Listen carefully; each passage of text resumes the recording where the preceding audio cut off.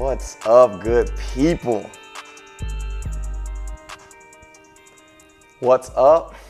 What's up? What's up? Look, man, 10th grade, sophomore year. This is my second year actually on varsity. And first year I kind of, not scrub time, but six-man time. And the sophomore year is when I came in and I was able to produce, and I was actually the second leading scorer on the team. And in doing so, we were playing a team called Galena Park Yellow Jackets. Big game to me, right? District game, but leading up to the game, I actually had jammed my finger on my shooting hand, so I never seen nothing like that. So I had to get like a popsicle stick, wrap it up. And it wasn't that we were playing a specific team. We were playing a team that my brother was bringing one of his closest friends to. And I remember this 6'4", 6'5" Hispanic dude walking in, and I got so freaking nervous. Lisa and I, that was one of the best games I've ever played. And today I have the honor of bringing that young fella in today. Welcome in to the I Am Alpha podcast, one of my closest friends, big brothers, Danny. What's up, man? How you doing, man? It's a pleasure, man. Thank you. You know what? I was telling everybody, I was telling Danny before, I was like, I'm nervous. And reason being, a sense of nerve for me is, you know, you have people in your life that you experience and you have a relationship with, but then you have people in your life you look up to. And there's a difference for me because I look up to you, but we hang out. True. So it's not like you're this mentor that live on the other side of town and I can call you and hold only a 10-minute conversation. True. You know, we've traveled, you've seen some of my best days, but you've always seen me probably in some of my darkest moments. So for you to be that close and I look up to you, it means the world to have you on this show. Pleasure, man. Yeah. No, honestly. Well, today we're going to talk about fathership, right? I keep using fathership. I have no idea if that's a real word. Fatherhood, right? We're going to talk about fatherhood from the standpoint of our fathers. And in the last couple of episodes, people know my background when it comes to my father, but I want to definitely dive in for you as well. But also us being fathers. And then we're also going to talk about, I don't know if you noticed, I know we're brothers, but I'm black, he's Hispanic. So being able to point that out, man. Yeah, you know, just in case, you know, I want to make sure the lens is clear over there. Sure. But I definitely want to dive into the way that different cultures bring up different, you know, kids. So y'all know the routine. I'm not sure if you know, but every time you come to the I Am Alpha podcast, we drink, we sip from apple juice, water to cognac. He didn't want to give me. I was like, Danny, bro, what do you want to drink? Anything you want to drink. It can be Gatorade, it can be Scotch. He was like, you pick, and that's kind of hard. But he said, call your brother, which is like they're like hip and hip. Call your brother Milton. Shout out to my bro Milton, and he picked today Crown. He said I can't go wrong with Crown. Yeah, all right, so I'm gonna pour you up. This is not by design for me. This is definitely Tina, guys. It'd have been straight out the bottle. All right, you tell me when to stop. Nah, you good right there, bro. Okay, so I'm not, you know, I've seen you get down.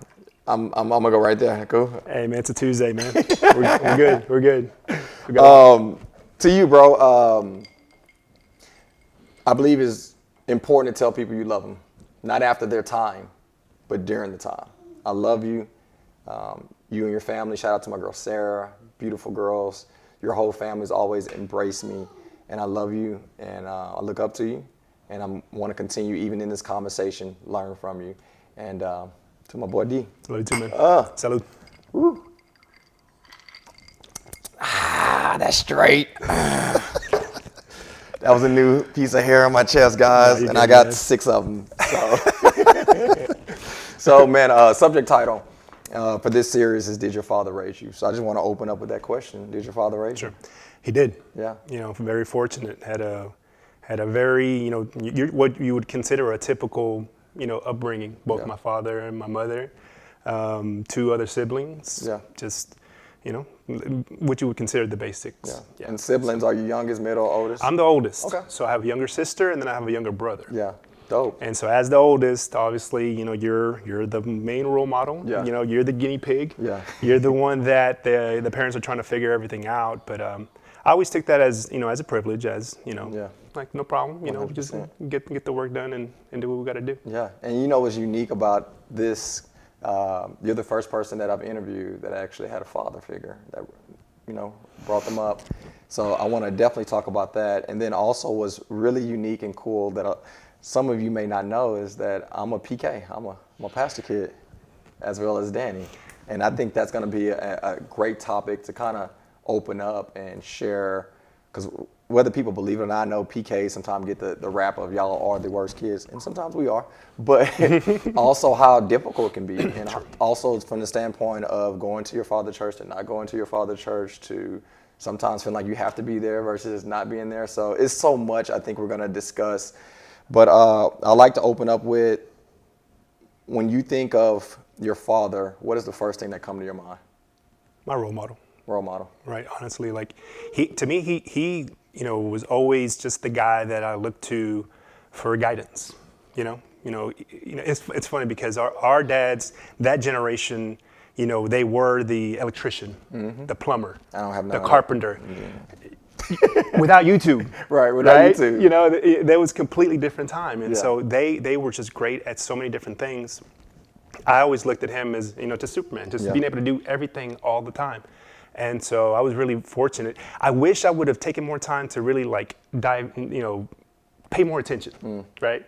Just be able to get some of those skill sets and be able to apply them, which I retained some of that stuff. But thinking back on it now, it's just like, man, it would have been nice to have really, paid more attention and pick his brain a little bit more and stuff like that. But no, just a great guy, great, father, husband. It's just the kind of guy that you would want to be like. So 100%. It's awesome. And as we talk, man, definitely ask me questions at any time, because I definitely would love to just have that dialogue with you. When did you notice that he was your role model? Is that something you just picked up now? Did you always feel that way? 'Cause for me, it's a little bit different, right? I didn't really notice until later on. Man, I'm mimicking my whole life after somebody. Yeah, thinking about it, from a kid's perspective, it was more so like the disciplinarian when I was a kid.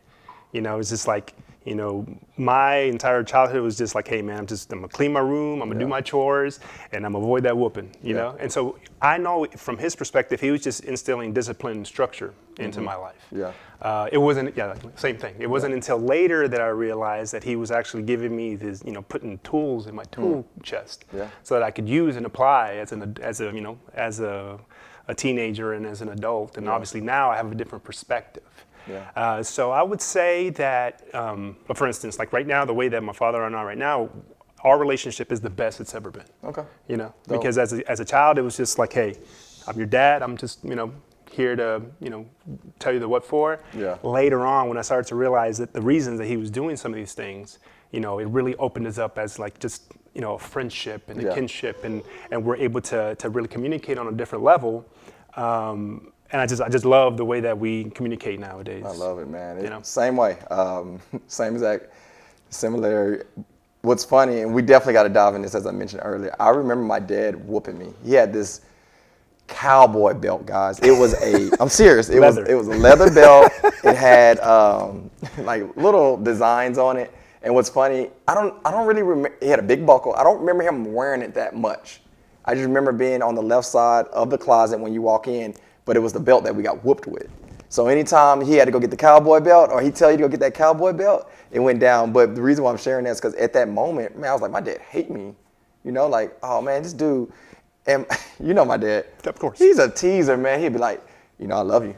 And he want to talk to you for 10, 15 minutes before you get a whooping. I love you. The only reason why I'm doing this is because I love you.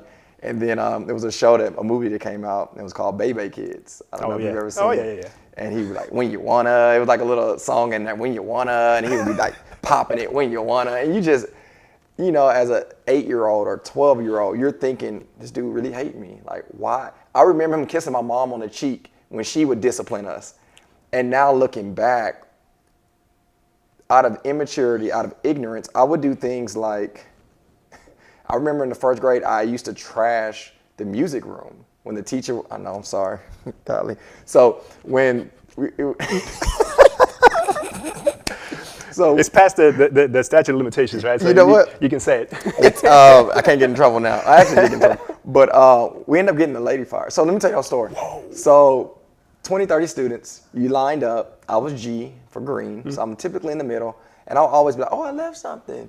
And then as the whole team, or not team, as the whole classroom would go to lunch, we would just kick trash over, throw chairs, and we would do this after weeks at a time, and nobody can finally, nobody figured it out. And then finally one day she walked in, and I don't know at that time how you can listen to the classrooms, but she came in and started cussing us out, and the principal and the whole, I guess, staff heard it over the intercom, and then she had to get fired. So I'm sorry to Mrs. Woods. But needless to say, when I remember doing things like that, he was disciplining me to not do it again, right? Not because he literally wanted to give me a whooping. He didn't get pleasure out of that, but he knew I wouldn't be 6 for the rest of my life, right? He wanted to put me in a position to not only act accordingly, but when it's my time to be a father, to also potentially do the same thing to the next generation out of discipline to teach. Absolutely. So, man, I would love to kind of get some insight of,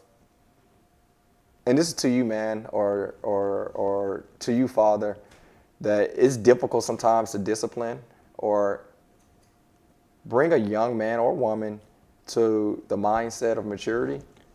But I would love to dive into the mindset of that 12, 14, 16, 18-year-old that don't understand their father.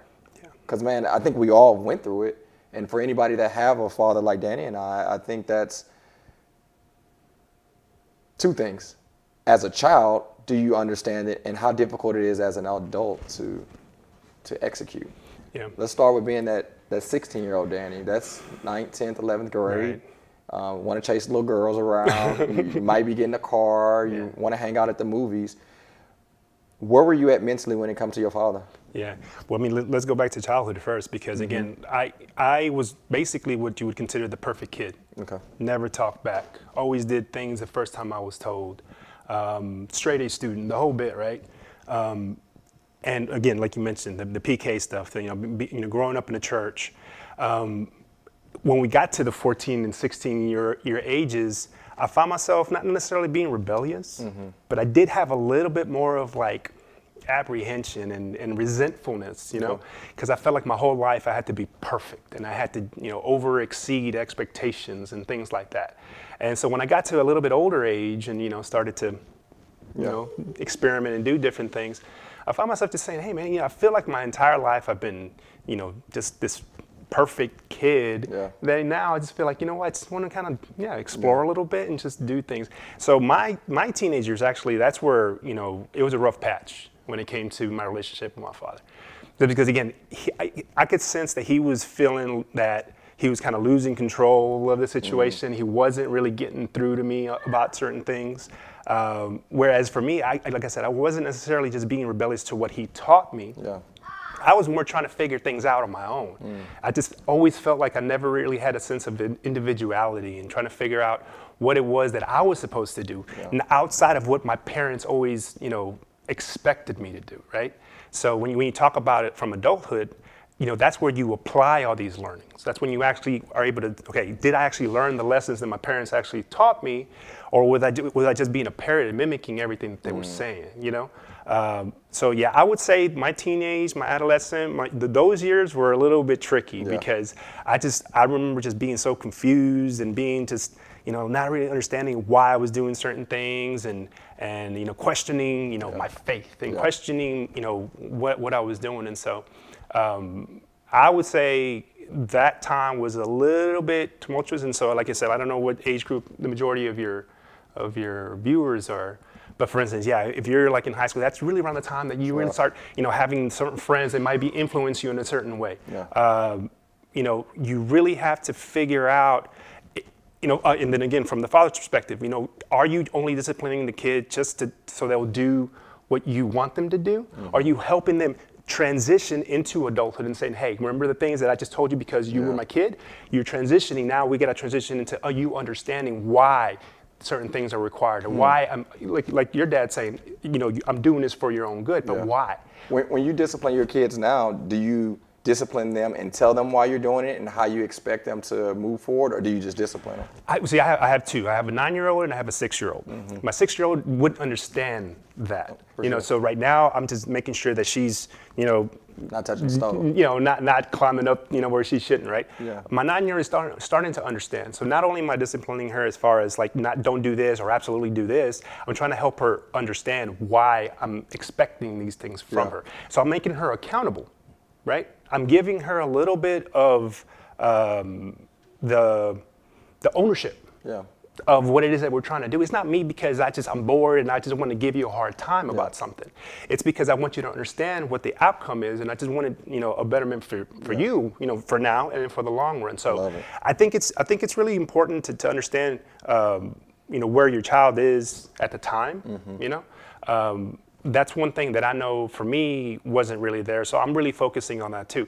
Another thing that I having conversations with friends and different people, I think sometimes we get so fixated on the things that we didn't have, right? For instance, I have friends that my parents never took me to Disney World, and my parents so they overcompensate that with their kids, have the biggest parties and have all these things, but you forget about the things that your parents actually did do for you, And so to me, yes. I mean, and I'm blessed, you're blessed, and our children will be blessed with more things that we had. But at the same time, are we compromising, things that we would also deem essential? 100%.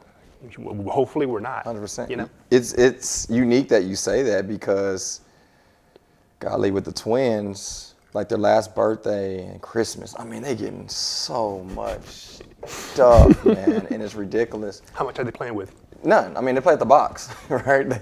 They go outside and play with the dumbbell that I have, right? Exactly.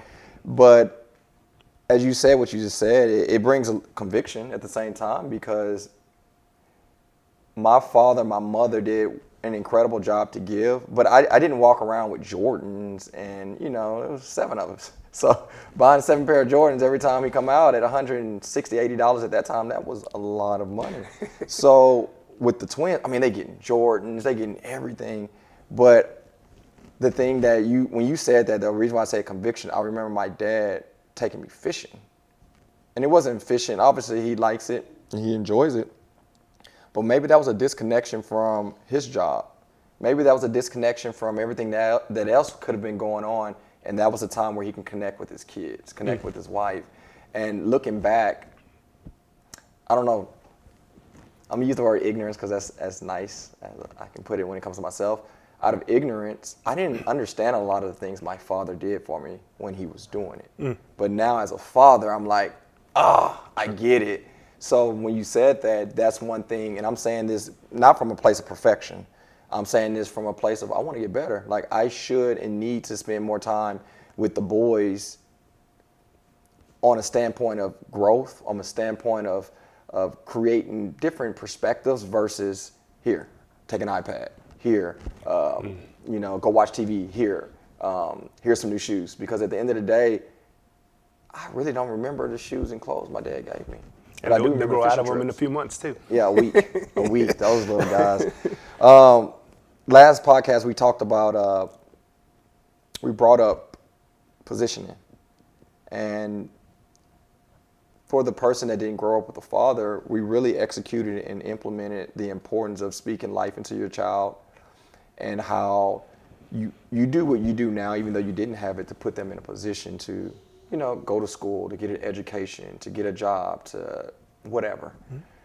On the flip side, I think there's pressure, at least for me, as a person that grew up with a father and mother, when you're in that position of position,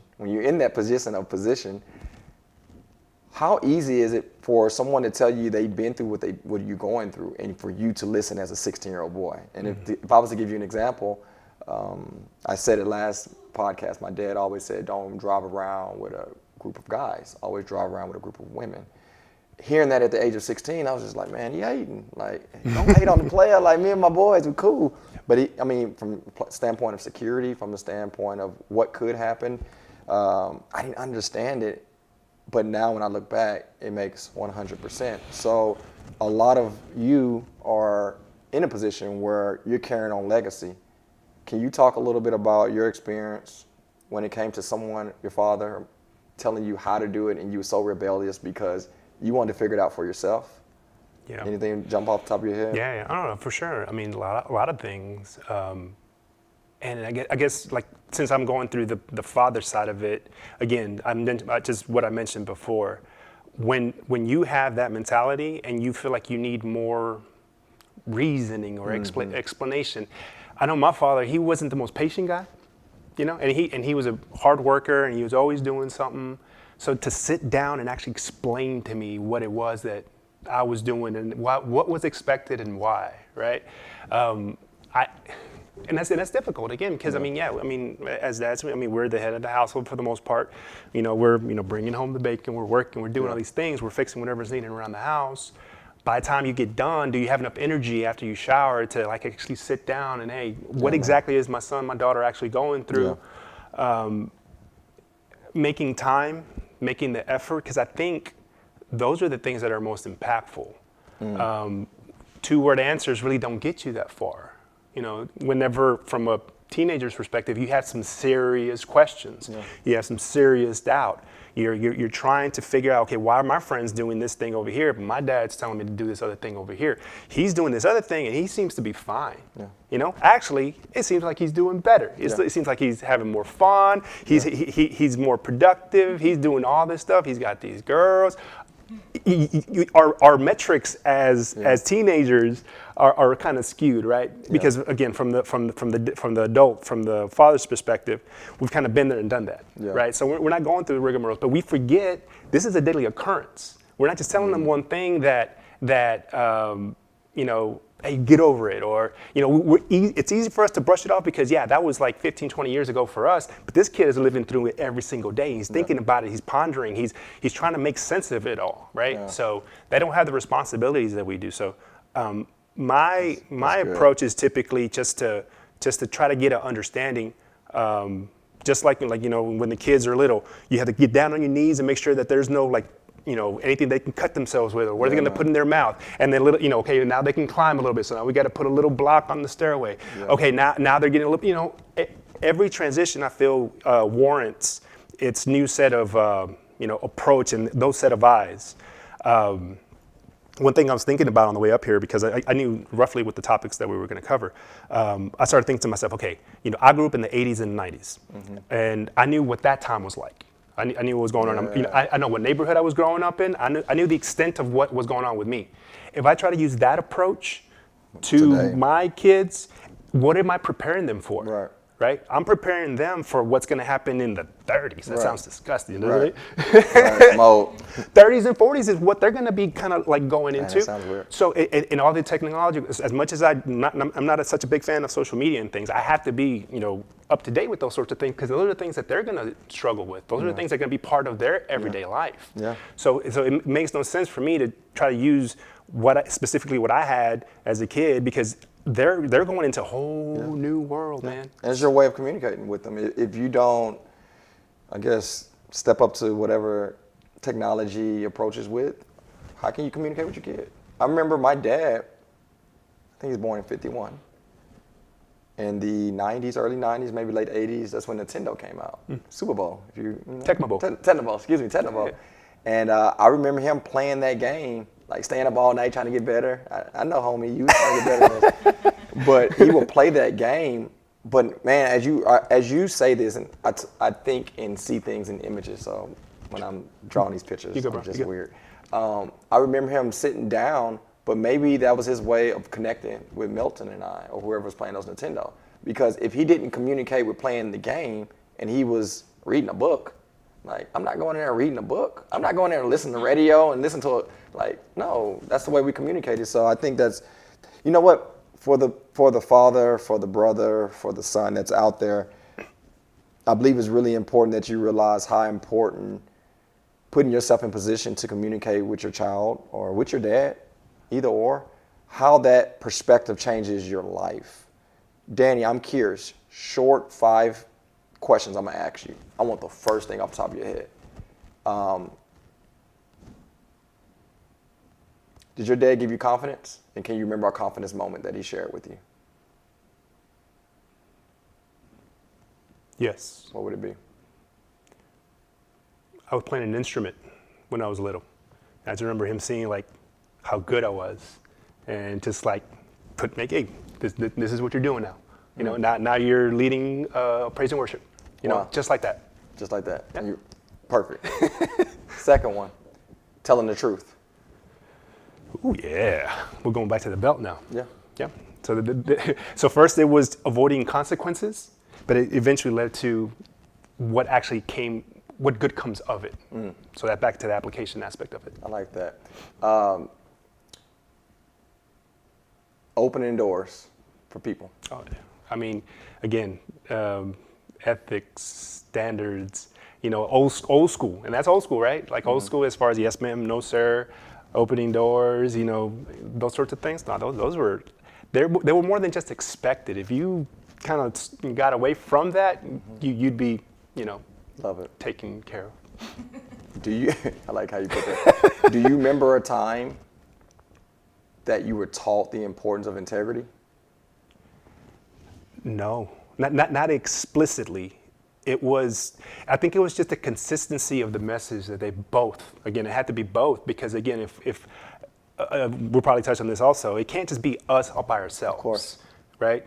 I mean, there are, you know, single dads, but I mean, for instance, with the couples dynamic, you know, one thing that I focus on with my wife is, hey, we are different people. We have different perspectives, different opinions, different preferences, different approaches to what it is that we're doing and how we view the girls. But when our message is being relayed to them, we have to come as a unified, you know, item. Yeah. Can't be, okay, well, daddy said this or mama said this. No, because again, all we're doing is confusing them. No, all we're doing is just, they're gonna pick the path of least resistance, right? So we can't do that. We have to be consistent with our message. So integrity to me was more instilled on a consistent basis, as far as like, it didn't have to be explained to me verbally. No, Yeah. because it was just part of who I became. Yeah. Right. I love it. I love it. Last one, then I want to go into another subject. Sure. Is fight back or not fight back? I was always told to fight back, but I was such a wuss, man. When I was a kid, I never did. Yeah. I can't see that, actually. I was such a quiet, shy kid, super shy, again, back to the, you know, I was basically a nerd, man. I was like, just book smart. I was socially awkward because I was really shy. You know what I'm saying? Like those sorts of things. So I actually cannot picture that. You know, now that was when I was a kid. Now I went to this middle school, Woodland Acres Middle School. Now this is Woodland Acres Middle School back in like 1989, 1990. So you didn't really have a choice there, right? So like there, you were kind of thrown into the fire. It was a different time. It was a different situation. So by the time I got to high school, my mentality changed. And again, transitioning into those teenage years. So a lot of those things kind of happened. But no. Naturally, I'm a quiet dude. I'm a shy dude. You know, if there's conflict, and anybody will tell you, anytime we've gotten into like any sort of situation, I'm the first to try to like, hey, let's break it up. Let's go. Everybody, you know, back to their corners. Now, there is a point where seen you have my back on a couple of seats. Like. Now, if it does happen, then obviously we have to do what we have to do, wrap it up. My preference is always to say, hey, man, let's live to.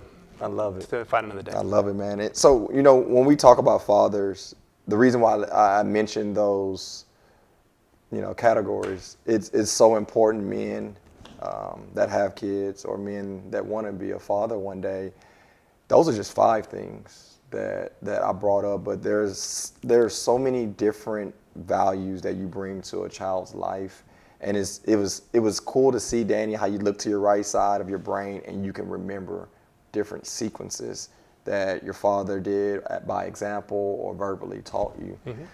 So I just wanted to encourage you, don't feel like your words don't mean nothing, or the actions that you produce, your child is not watching, because 10, 20, 30, 40, however amount of years later, they can look to the right side of their brain and remember those words or see those examples. So be the father, you know, be the uncle, be the mentor, and you're going to be doing and putting someone in the perfect position to be the next Danny, right? This one's interesting because you said your wife, and I really believe it's important to talk about what fatherhood did for you to prepare you I don't got it. I'm gonna let you know. I'm still figuring it out, right? Danny got all the answers. Like I'm trying to figure this thing out, right? Come on, but we never have all the answers, man. From fatherhood, is there something that you can take away? Whether you've seen something that you said, I would never do that, or man, I remember that, and that's why I'm doing it now. Is there anything that comes to the top of your head? From my parents' perspective, yes. As I mentioned, the whole unified. That wasn't always the case in my household. Okay. You know, I was actually witness to a lot of arguing. Okay. You know, a lot of like not getting along. You know, giving me different. They were pretty steadfast as far as like the environment that they were producing for me and my sister and my brother, but they didn't. I think they kind of felt like, okay, well, whatever arguments and situations that we have, that's just our thing. I think sometimes they didn't realize, hey, we're still right here. Yeah. And we can see what's going on and how that affects. So you catch yourself with Sarah, like, oh, we're kind of talking a little aggressively in front of the girls. Yeah. No, actually, you will probably never see me get into that sort of argument in public. Okay. You know, we'll leave whatever venue and situation we're in and go find us a private area. I don't like, you know, getting loud and getting aggressive and getting whatever in front of the girls or in public. Yeah. That's just not my style. Those were things that we talked about when we were dating. Yeah. You know, there's a couple things I'm not an arguer. I'm not a fighter like that. We're not going to argue about money, for instance. We can have disagreements. You know, we can have a difference of opinion on things. Yeah. We don't even have to agree on everything. But I want you to understand where I'm coming from. I want to understand where you're coming from, right? So as long as we understand each other, then I feel like that's going to, you know, open up the lines of communication. Yeah. And we have that. At least you have a good baseline, a good foundation. Yeah. That y'all don't always agree on everything. Okay, you know, but we're going to respect each other. We're going to love each other. Yeah. You know, and so again, that's more so, you know, the approach that we want to have with our kids. And I remember my mother and father getting into it aggressively, like especially like elementary, middle school. I don't remember too much in high school, but I remember being younger, and I remember them getting into it. And it's funny now with the twins, I try to correct them when they do say this, as they say something out loud upstairs. Hey man, I remember correcting them. You got it? Okay, they're here. Wherever our daddy go, they go. All right, we'll get them on. What was I telling you? Oh yeah, so I remember my parents getting into it, and now when the twins talk about Tina and I, sometimes they like say, I like daddy, or I don't like mama, or whatever. And of course they love us, but they just want to pick between one or two.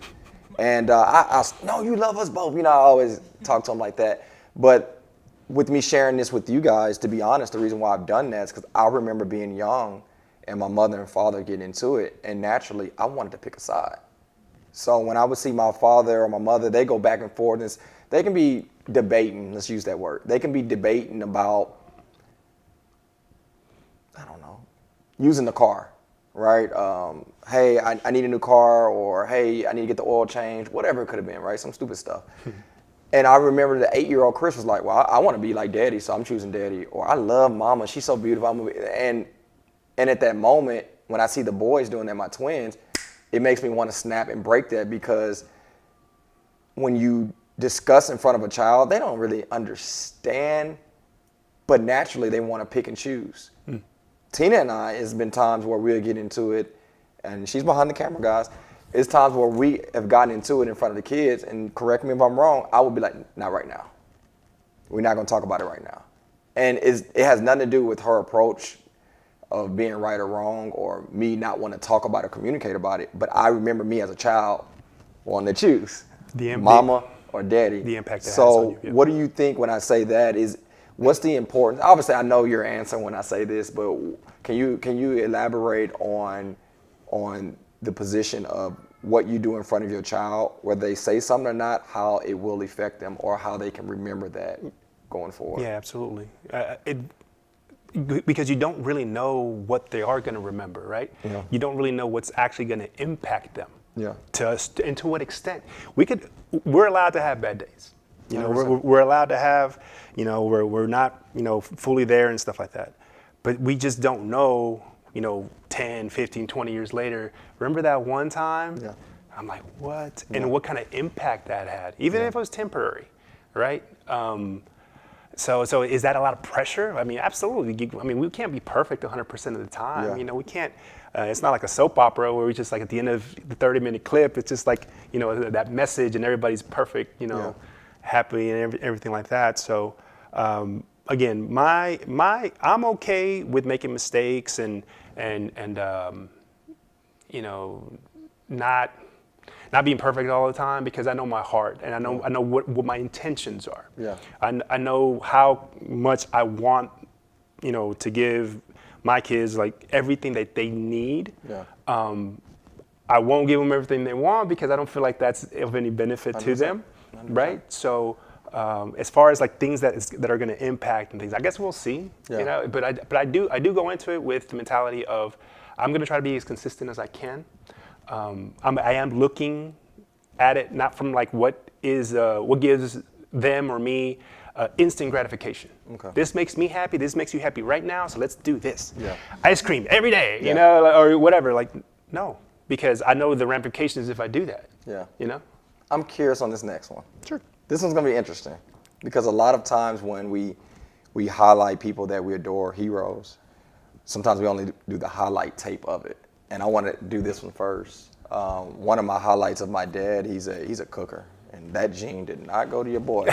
There's still time. It's still time, but I got to create a desire, right? I can pour stuff, but so when it came to like his love language for the family or visitors, he always cooked. So I used to watch him cook for my mother or for the family, and that father trait, even though he was my role model, I didn't want to do that, right? So I'm pointing that out for a reason. I'm gonna tie it in a little bit. But then there's a sequence that I picked up a habit that my father does or did, and it might not be the best habit. And Mr. Bailey's on. What's up, man? I don't open doors, car doors. I'll open a door. Like Tina and I walking into a restaurant, I will walk in, open the door, and let her walk through. Like I've seen that. But going to a car, I don't walk to the other side of the car and open the door. And one time, ex-girlfriend once asked me, why you don't open my door? I'm like, my dad didn't open it for my mama. But that didn't make it right. Sure. It probably was potentially not the best habit to pick up off a father. So what I'm getting to, guys, and if you want to add in, I would love some feedback. Everything that you see your father do, they're being a father for the first time. So my father, as I mentioned earlier podcast, that he didn't have the things that he's teaching me. So he didn't even probably recognize what he was doing when he didn't open the door, but I wanted to kind of pour that out there for those that are watching fathers or mentors. Everything they do don't mean is right? You got to eat the meat and leave the bone, but at the same time, remember fathers are being fathers for the first time. What's your feedback on hearing that? Anything pop off the top of your head? Yeah, man. I don't think it's unique to my dad. My dad wasn't very good about expressing his feelings. You went right into my next subject, but go ahead. Go for it. And as men, I think we struggle with that, right? Our emotions, how we feel, how do we deal with those feelings and things like this, right? We sweep them under the rug, because we're macho, we're masculine and all this other stuff. And I just think that's a load of crap. To me, that's one thing that I had to learn outside of him, because up until maybe he became a grandfather, like I never saw him with the joy and the passion that he has like with my daughters, So now I feel like that just opened up a whole, that's what I'm saying when I say like my relationship has never been better, because he's opened himself up to a different level. Talking to him, it was probably something he didn't even know was there. He didn't know how to express himself. So I don't hold that against him, and I would say that to any kids or teenagers or whoever. We're not perfect, right? We're not. Like you said, we don't have a blueprint. We don't have like the YouTube step by step, the checklist to know exactly how we're supposed to handle every single topic. But nobody's gonna love our kids more than we do. Nobody's gonna unconditionally give our all for them and to them. So I think the quicker that we can relay that message and we don't have to reiterate it, they know it within their hearts that everything that we're doing and saying is for their betterment, even if they don't really fully understand it. Yeah. I think that's probably the best approach. 100%. You know? And you went directly into where I wanted to go. So remember when I was saying I wanted to tie this in together, the emotional standpoint. So typically, and this is Chris' opinion, typically what I've seen from fathers that have kids, they do an incredible job to show the passion of love when they express emotionally to their wife, right? They would kiss them on the cheek. They would open up doors. Valentine's Day, they would buy them things. They would show the emotional standpoint and how to execute love towards their spouse. But what a lot of fathers don't do is show how to implement and how to express emotionally when it comes to being a man. Like I seen my dad kiss, I seen my dad hug and brag, hit my mom on the butt or something, but I never really had that conversation or seen him emotionally open up and say, hey, this is how you do this emotionally without, because for me, right, 80s and 90s, you ain't, don't be no punk, don't cry, you know, and that's the way I grew up, right? So unless I seen my dad emotionally talk about or discuss or interact with my mother or talk about his mother, or better yet, Christianity with his faith, I didn't see my dad emotionally. So as we wrap this in, what has been the challenge for you? Let me back up, because tell me if it's a challenge. But one of the main reasons why I wanted you on this podcast, out of all our circle of friends, you're probably the number one person that's quick to tell someone that you love them, or man, it's good to see you, or he's the guy, we won't see each other for months or years, and he'd be like, all right guys, we're meeting here 17th of April, 3 p.m. I see you at Lucky's, right? So shout out to Lucky's, we miss you. But serious. Is that a challenge for you, emotionally expressing to peers that are men how you feel or whatnot? No, man. I mean, it feels really natural to me. Really? It doesn't. It's tough for me. It doesn't feel like, I don't even feel like I have to quantify anything. Really? You know, I'm just like, hey, this is the way I feel. This is the way that I express myself. Because anybody that I'm friends with, I've been friends with, they know I'm gonna go out and do whatever I have to do for you. You know what I'm saying? Like I just the way that I'm wired. Now, I don't have a great big group of friends. Matter of fact, it's been hard for me as an adult to make like new friends. Most of the friends that I have, like the really core friends, I've known them for years. You know, I'm not a very, I guess what you say, like an outgoing. Again, back, I'm kind of like a quiet dude. I mean, I like being social and cordial and things. I just, I don't have that trait to like be the life of the party and go around, doing all these things. So no, to me, again, I don't know. It's just a lot of things from my upbringing, a lot of things, even other influences outside of my parents, But did your father do that? Was he a piece? I know you mentioned that emotionally he didn't always, show how you feel. Yeah. But did you ever see him and say, I want to be more emotionally? That's it. Okay. I think I was going to say an influence in the sense that I wanted to be more than what he was expressing. Like I said, all the wonderful things the man was, everything he taught me, all the foundational stuff, no doubt. But when it came to like that next level and what it was like psychologically for me, I went other areas. And for instance, my wife, like she is super emotional.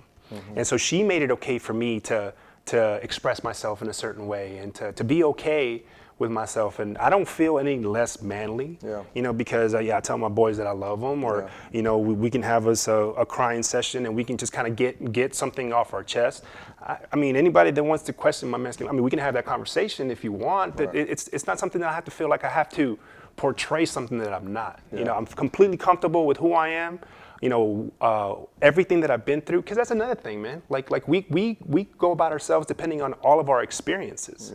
I've seen a lot, I've done a lot. And so to me, all those things accumulate themselves into the person that I am. I'm not trying to put on airs for anybody. Anybody that has a problem with me, okay, you have a problem with yourself because you don't really know me.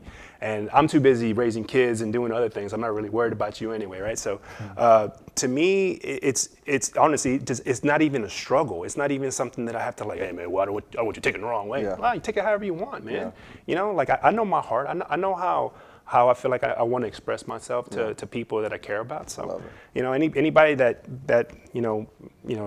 struggles with that. Now, I'm saying that to you because if you struggle with it, tell me why you struggle with it.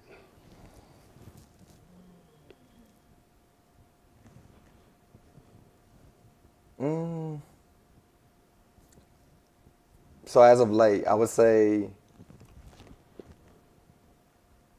Charlie. He was one of the trainers that passed about a year and a half ago now.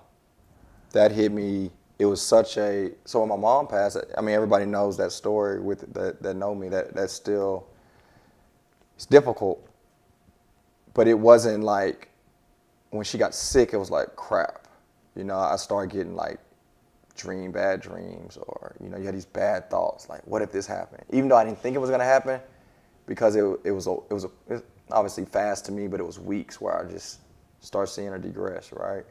With my friend Charlie, it was like, it wasn't an accident, but it was almost as close. It was just like, nobody knew, it happened so fast.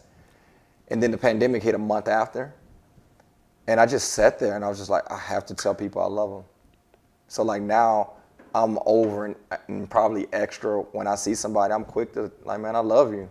And to answer your question, I think the reason why it has to be an athletic background is I felt and feel at times when you show a vulnerable moment, someone's gonna take that and use it against you. So when I have to, like, oh, like, I love you. Oh, I love you. That might look weird on camera, but I think unconsciously I'm thinking they're gonna use that and take advantage of me. Because I'm always trying to strive to do something for somebody, even if it's my last to give their first. It's been times where people would take my last and utilize it for their first, but kind of do something dirty that I wouldn't do to them. So to answer your question for a long-winded answer, I would say sometimes I'm scared of the response when I do tell someone that I love them. You're defensive. You're, a little self-conscious of the, and yeah, for sure. Like when we're younger, the worst thing you can do is or somebody call you, especially like on the football field and a basketball court, is some words. I don't want to use them right here, but the words that they use to you to degrade you and to psych you out. And yeah, I mean, it hits really hard when you're a kid. And so I think the youth now, I mean, I guess I don't know. I know we probably have a bunch of teachers on the viewership here, but they would know better as far as, relative to when we were in middle school and high school. Has it gotten better? I feel like people are more accepting now. I don't know. I feel like it might be a little easier, but it may not be. I don't know. Like I'm not. I'm curious. And if y'all are on live, comment in the comment section, Tina. Just tell us if they say so. I'm curious. Is that the truth? Is it still the same? Has it changed? Because my kids are different. And I see a lot of things as far as like anti-bullying and just different people that probably didn't have a voice back then. I feel like we're more cognizant of those people, and there's a lot of movements when it comes to like mental health and things that you just didn't talk about. You see all the NBA guys coming out and about going to therapy and having anxiety and depression and things like. Whereas before, well, you better sack up, man. You can't be. Yeah, exactly. You can get back out there, or you better go home and cry to your mama, right? So I think that mentality probably played into it. But like I said, for me, I got to a point where I was like, man, you can think whatever you want of me, man. Like, because again, I know me. Yeah. I know me. I know who I am. I know what I'm about. I know how I'm wired. There's nothing you can do.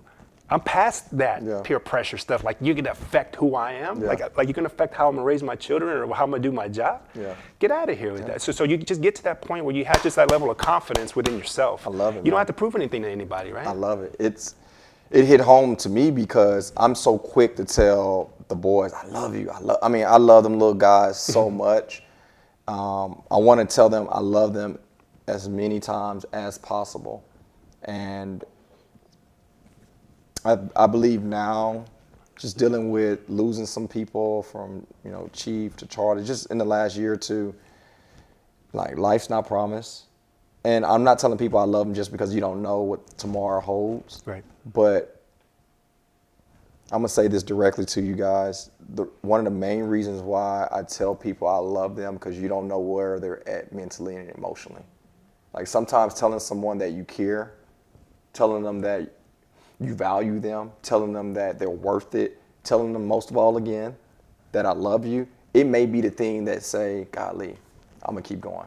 I'm not gonna give up. They're watching me, or whatever it is. So, and I say that for a return, because just like with exercise, the reason why I love group training or working out with someone is because in my weakest moments, I can look at somebody and say, let's go, or come on, let's get it. Yeah. And I'm about to give up, but because they take it to another level, right, I go. Yeah. Same thing, some of my weakest moments, I go to the gym or I empower people because I need it in return.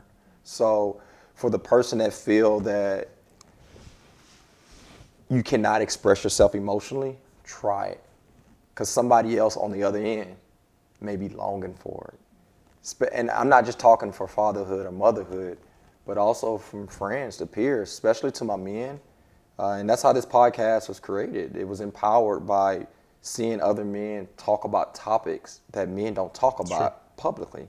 And who was it? I don't know. I think it was Sean, last guest. He said, man, if your circle, if all they do is watch basketball and football, like, you got to get a new set of friends, right? So, as I said earlier, this guy didn't see me at some of my best moments, and also probably seen me in some of my weakest moments, and that's what I call true friends. I do want to pivot and go somewhere. Sure.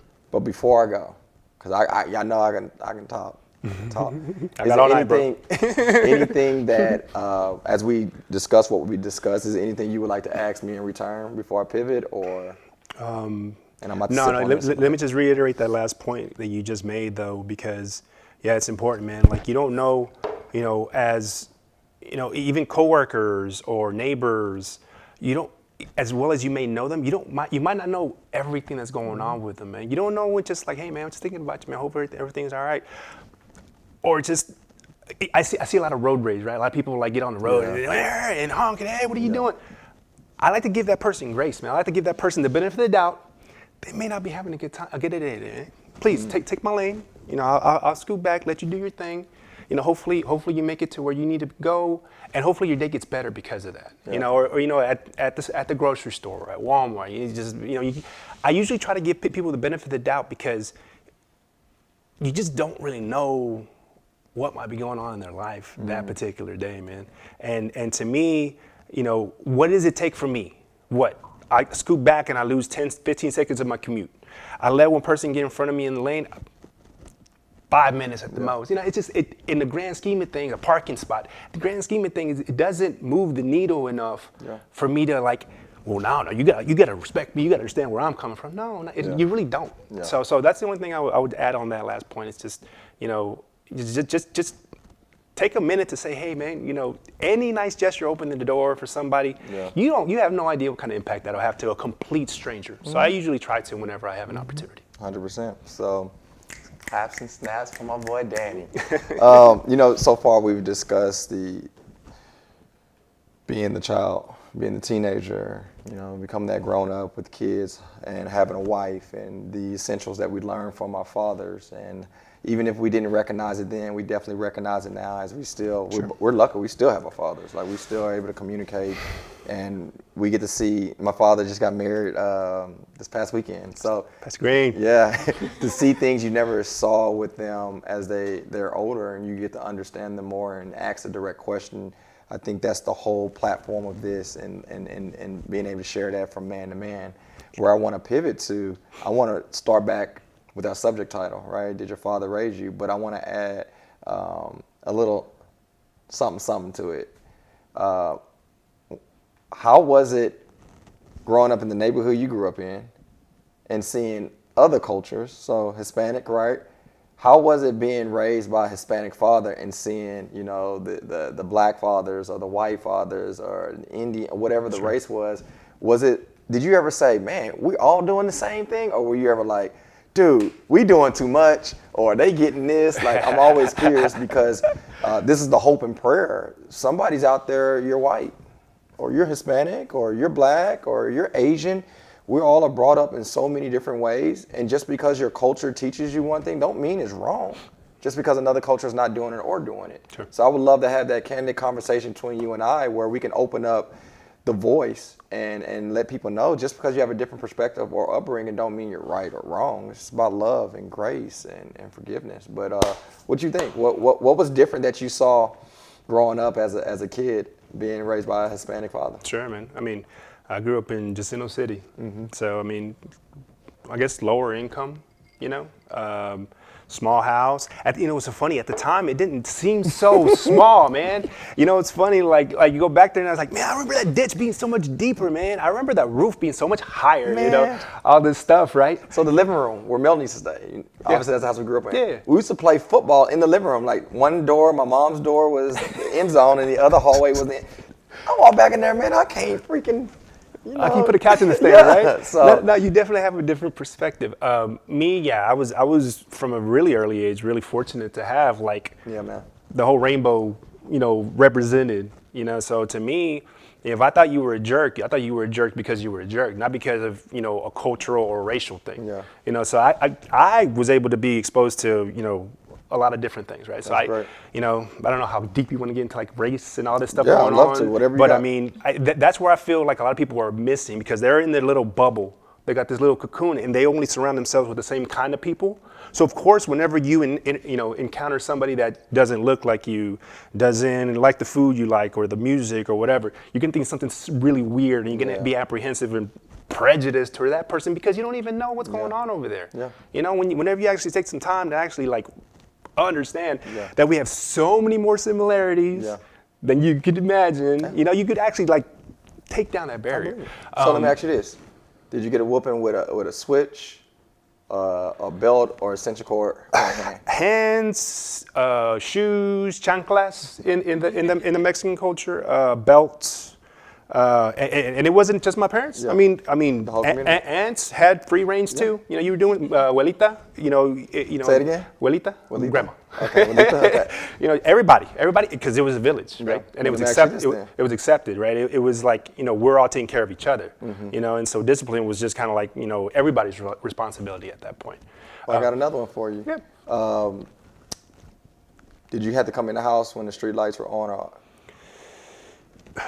At first, yeah. Okay. But then whenever, I just got a little bit older, you know, as long as, and this is before cell phones, right? So it's like, sometimes my parents didn't, I'd be gone, you know, 8-10 hours at a time. And it's just like, it wasn't really that big a deal. I used to walk to school, you know, a mile down the road. When would you say that you had, when that luxury came? Was that? It was pretty young, man, to be honest with you. I guess because we were a really pretty tight-knit group there on our block where I grew up. And all the kids were just riding bikes, playing, you know, basketball. And just, you know, we had a park right down the road. So they had enough confidence in me to know that I wasn't going to go out, you know, be doing something crazy.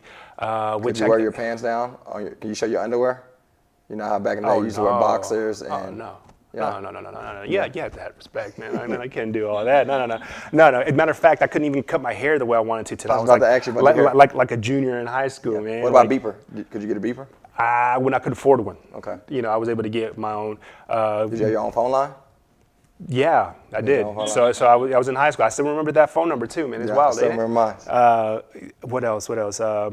Getting like my own clothes. You know, one of the first like W-2 jobs type of thing that I had was Wiener's Warehouse. Remember Wiener's? They don't know. Bugle Boy, baby. They don't know about Wieners. There you go, man. So I had and then part of the perks of working there was you had like a gift card for like a discount to the clothes. Yeah. So man, I was going there, I'm getting my Bugle Boy, got my first pair of Levi's, and I thought gangster Nikes. I got my gangster Nikes. You know, yeah, man, my first pair of Reeboks. Jordans and stuff like this. You know, it was funny. So, but I'm trying to think. Okay, from your perspective. Could you wear your hat backwards? Yeah. I don't think they really had a problem with that. No. I think this might be before our era. It was before our era. I think that was later when I got older. So the reason why I asked those questions is because most of the answers you said, I can agree and say we could do the same thing. It was some that we couldn't. So my question to you, as we open this up, and I'm gonna tie fatherhood into it as well because you have daughters. Why do you believe the unknown brings racism? Because if you grew up in San Jacinto, I grew up in East Houston, Channelview area, and what's crazy about Channelview, now it's a little hooder, but then at that time, especially Melton's generation, that was like, he graduated 9-5. Like my oldest brother, Sean, was the first black quarterback. Shannon was the very first head black cheerleader. This is the 90s. So with us seeing that, I'm curious now to ask you, did you see like the tension that we're seeing now when you were in high school, or? Absolutely. You did? Absolutely, yeah. And I never understood it, but I knew it was there. So yeah, even though I didn't, partake in any of that stuff, and most of my friends really didn't either, we knew, hey, it's getting dark. We're in a certain part of town. We need, we need to be careful. Or hey, man, over here, this is typically where, And again, why? Because nobody's gonna take the time to actually sit down with me, get to know me, and get to know that I'm actually a pretty cool guy. Yeah. They're just gonna see something that may Letterman jacket, whatever, may make them think that I may be something different. And so it's based on ignorance, man. Yeah. It's based on lack of understanding, lack of exposure. Yeah. It's like, man, you don't understand how good this food is over here. You don't understand like how how fun the parties are. Over here, y'all would have to take my black card. I love Mexican food. It's just, I'm in Houston, right? I'm in Texas, so if you take Mexican food away from me, I'm moving. Get real, man. But what's unique, and we can keep going into it, but I'm curious to ask you, like, did your father have any guidance when it came to looking at other races or not looking at other races? See, unfortunately, I'm a first generation American. My parents didn't grow up in the United States. Okay. They migrated here, before I was born, barely, right? So, and again, they were probably better off because they were both professionals in Mexico. So they had their careers. They could have probably done, for them. That's where their friends were. They came here. They didn't know the language. They didn't know the culture. They made a lot of sacrifices just to give me and my sister an opportunity, just to see if maybe it'll be better for you guys. Wow. You know what I'm saying? Yeah. So I grew up with that. Now, race was weird in my parents because again, it was a lack of understanding. It was lack of, you watch the news, and if that's really the only thing that you know about black people, you're probably gonna have a negative perspective on it, right? So I don't think it was, for them, it's just like anybody else. It's like, it's a lack of exposure, lack of understanding. Anytime I would bring like, Asian or black friends, they, okay, do we have to fix something different? Yeah. So again, I don't think from them, for their perspective, it was from a place of malice or hatred, but it was definitely from a place, you said it earlier, of ignorance. Yeah. It really was. And so I'm able to have these conversations with them now because they're more open-minded and they're, in a different, state of mind. But I've seen it firsthand as far as how you can change people's mentalities when they're exposed to something that maybe they're a little bit timid or scared of. Yeah. And then later on, you're just like, man, we have more in common than I ever would have imagined because you gave them an opportunity. Right. So. And what's crazy, and y'all don't know this obviously, but Danny, my brother, are super close. Their circle of trust is the most diverse group.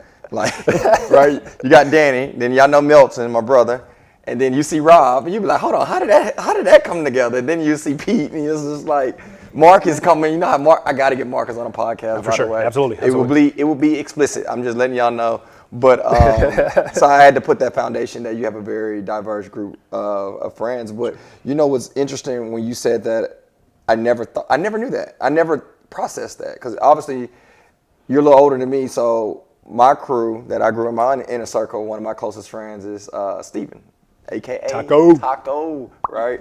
Hispanic guy getting caught on, and I guess we didn't see it. You know what I mean? Like I didn't see it early on. I should say that. We didn't see it.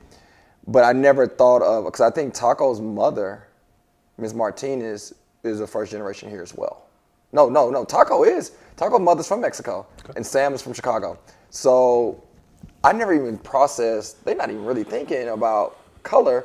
They like, hey, I got to give my son or daughter an opportunity that I didn't even have. Like, Steven might be the first graduate from high school. Like, so many things that you just mentioned, I'm like, wow. Yeah. Like, you weren't even worried about that, right? Yeah. And then, like, coming from my dad, he grew up in inner city Houston, Fifth Ward, right? So he grew. I mean, I could not imagine seeing a civil rights leader being assassinated, right? Like, I could not imagine going to a school and they say, yeah, only your kind can be here. Or go into a restaurant and say, hey, you got to go out the back door. Like, so when he gave us advice, it wasn't that he was racist. It was just from a standpoint of security and protection. And from his experience. Right? So, like, as you said earlier, for us to carry on love, we can't necessarily teach what they did 100 years ago for survival, right? Now, we can't be ignorant. Like, you gotta put the next generation on what's the truth. But I think it's important to also note, like, my father did an incredible job. I'm bragging on you, man. He did an incredible job, even in the inner city, even growing up in the place of, like, laws where you couldn't go in certain restrooms or ride in the back of the bus, seeing JFK, Martin Luther King, Malcolm X, all these people get assassinated for trying to do something righteous. Even though he's seen that, he still painted a picture to us that he grew up in it that time, but his mother didn't even let him know that there was a prejudice out there. Like, he didn't know until he got 14, 16. So off top, he always told us that, my dad, he always tells stories. He would tell that story over and over. So even though I grew up in a neighborhood that did a lot of racist stuff, it still put us in position not to make judgment calls based upon their experience. So I applaud my father, because one of my closest friends to today, Taco, if I wasn't taught what I was taught, then there's a great chance, man, I'd have been missing out on 35 years of a great relationship. So as y'all see, I'm tying this into fatherhood again. What we teach the next generation off our perspective is going to create, the next implementation. Now, it doesn't have to be off of our experience of it's going to happen to their experience, sure, right? Like what I went through, I went to Baytown and got jumped because I was the wrong skin color, right? still got that dash. I got hit with a lock. How you hit this pretty face with a lock? I'm just kidding.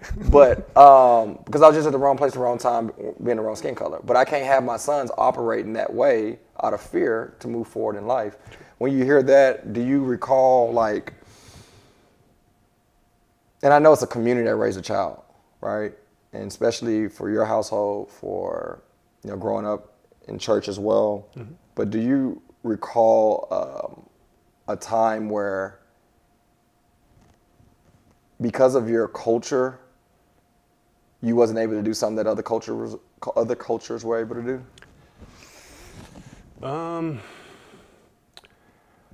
Not culturally. I would say more like socioeconomically, which I think sometimes people kind of like intertwine those things. Yeah. I completely separate. They got to be separated. If I can't afford something, I just can't afford something. Mm-hmm. It's not I don't want to. I can't do that because I'm of Mexican descent. Mm-hmm. It's because quite frankly, I just don't have the means to be able to do those sorts of things. So I had plenty of experiences with those things. You mentioned it earlier about, the clothes, the J's and stuff like this. I mean, yeah, you didn't have access to those sorts of things. And I always felt like, what? I mean, do my parents not make enough money or, things like that. But at the same time, I mean, I never really dwelled on it, I guess. It never really affected me to a sense that I felt like I was really missing out. Yeah. I didn't know really what tax bracket we were in at the time. Me either. Because like I said, like I felt fulfilled within my household, with my parents, with my friends, with everything that was given to me, what I did have. So I didn't really dwell on what I didn't have, right? So it didn't really affect me in that sense. When you get older, obviously, like you said, like you just start to learn different things and see how certain people may perceive you. But I know for me, you can put me in the middle of any room, and I've been places, rooms, right? I've been in a lot of different places. I've met a lot of different kinds of people. Where I don't even know the language they're speaking. It's all good. Yeah. I'll find a way to communicate in some way, and I'm very comfortable in that in any kind of environment, right? So, when we started boot camps, a lot of times I was like the only guy out there. Yeah. Back in the day, it sure was. I was like, hey man, I'm just here working out with y'all. Hopefully I'm not, in the way or embarrassing anybody. So, just trying to get some work in. I think it's incredible because I do remember that it was you and Juice, only two guys, especially on the northeast side of town. I think it's so incredible to point out how is not racism because of what you don't have.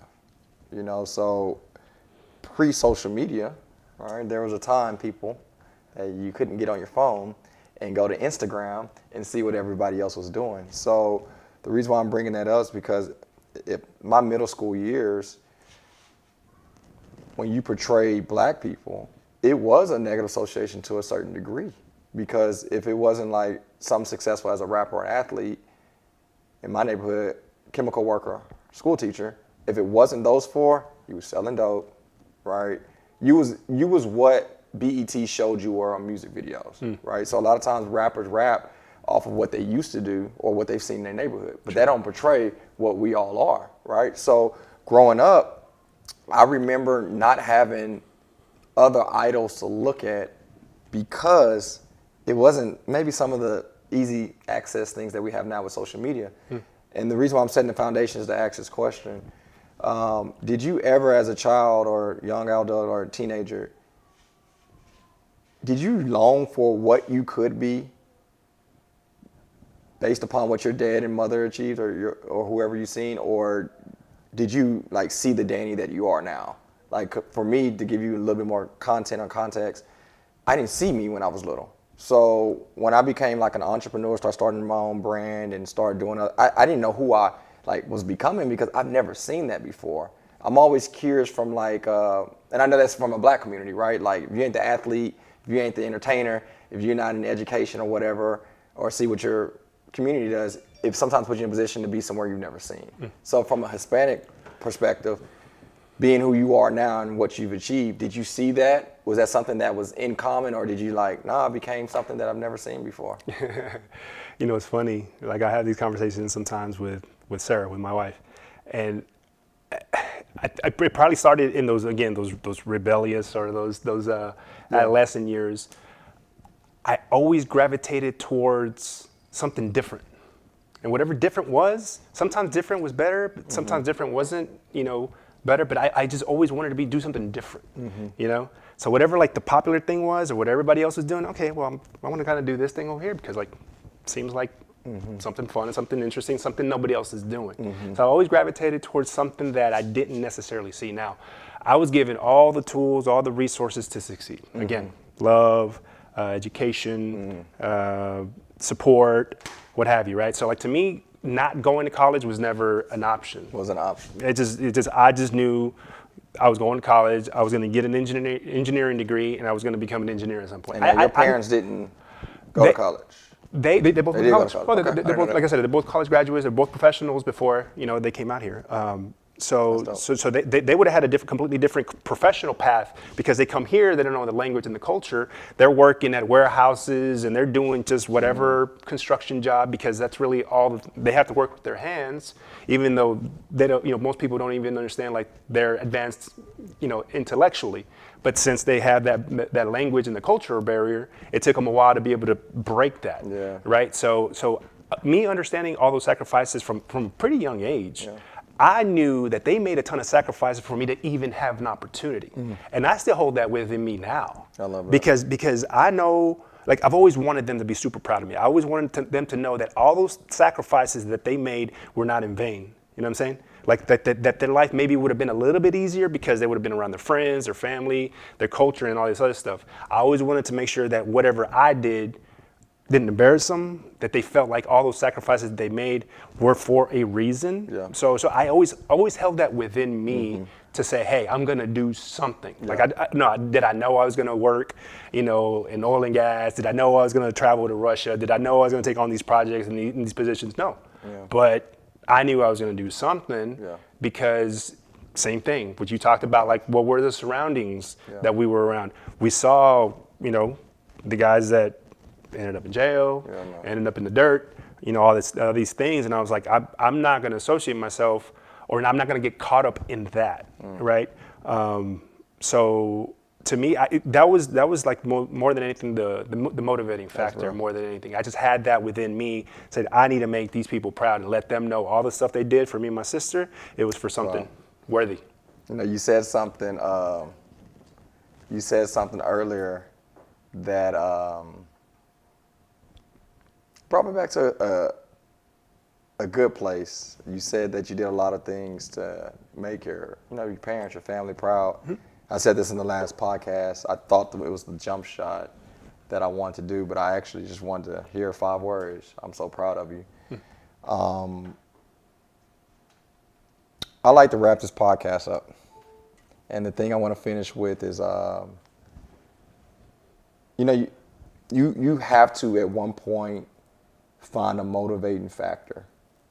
And I believe sometimes we have sequences that are super positive and it motivates you. Mine's on the opposite end. It was a very bad situation. And it put me in a perspective not to settle. AJ. I don't know if you remember AJ. Lived across the street from me. It was me, AJ, and Taco, right? So AJ got murdered when we were 21, I want to say. And we grew up in the same street. Yeah. Both had parents, we were loved, and I remember that was like my freshman, sophomore year in college, and I remember like doubting myself with education and basketball. I was just like, man, like I had to go to a small school. I'm not putting up no big numbers. School really ain't my thing. Like, what am I really gonna do in life? And then I remember that happening to him, and it good guy, right? And just wrong place, wrong time, and but he did make some decisions that put him in position to be around people he shouldn't have been around, and that was like my motivating factor of being like. To some people it might be sickening, but I have this thing in my head where I want to be around the freaking best. Like I want to be around people that are freaking. I called Shannon the other day. I said, "Do you got positive energy or negative energy? Because I'm only dealing with positivity today." Right. And I have this thing inside of me that inspires me to motivate me to get there. As you journey from, you just said Russia, and I know you've been in West Texas, and you've been all over, right? What was your motivating factor beyond just wanting to be successful? Was it anything internal that triggered you to say, I'm going against the odds, I'm going to be what I potentially never saw before? Besides what you just said, that I'm so proud of you, was there anything else internally that gave you fuel? I mean, different times in my life, you go through transitions and you're motivated by different things. When I was younger, it was only my parents, just at first it's like, hey man, I'm avoiding those whoopings. And then I'm like, hey man, I want them to kind of say, hey, you're doing something pretty cool. And then it was, okay, I want to establish myself as an adult, and establish a productive career. Then obviously meeting my wife and then having kids, just doing something that they, can look back at. Because again, I know you've talked about like legacy quite a bit. And I have a weird, interpretation of that, right? Because how can you, I don't know, I think you do, and you have a great sense of it. I can't figure what exactly legacy means, because when you're going through, I always feel like legacy is when somebody's like long gone. Mm-hmm. What do people remember you by? Like I'm saying, what did you do? Yeah. To me, when you're going through it, you're laying that foundation, you're doing these things, and these are what people are going to remember you by. But how do you actually go about saying, hey, I'm doing this thing so that 10, 15, 20 years when I'm gone, this will live on. This will be what I'm remembered for. This is where, my kids and their kids, did their thing, right? So I'm just now coming to grips with that aspect of it, that mentality, and what it is that I'm doing. I still plan on being here for a long time. Yeah, but if you said 10, 15, I'd say about 50, 80 more years, please. Yeah, it's just like whatever time it is, right? So it's just one of those things where internal motivation has probably been like the number one for me. It's just make myself, again, making whoever it is that's put any time, coaches, teachers, friends, neighbors, anybody that's given a damn about me, say, hey, that thing you did, or that thing you said, or that money you gave me, or whatever it was, I use that to the best of my ability to be whoever it is that I became or that I did. Yeah, I don't ever want anybody to feel like, man, I wasted my time with that guy. Yeah. Or I wasted my money on that guy. Yeah. I always had that internal drive to just, make myself worthy of whatever it is that I was doing at the time. Yeah. That was a selfish question for me. I don't know if y'all wanted to know, but I wanted to know. Just because like one of your career moves you made, it was a big decision. You know, I remember, I think Milton called me, and he moved his family to West Texas, and I remember like that was ballsy. You know, like goodness, and you know, I know wealth has something to do with it, but at the same time, I was like, man, something's fueling that dude. Like that, you don't make that move because it's available. It's like it's something bigger that you're working towards. Sure. And I've always valued that. And I said this at the beginning. I was a little nervous to bring you on just because I look up to you. And the reason why I wanted to point that out now is because when we talk about fatherhood or as a man, we don't realize sometimes how people look at you. And like for me, when you made that move, what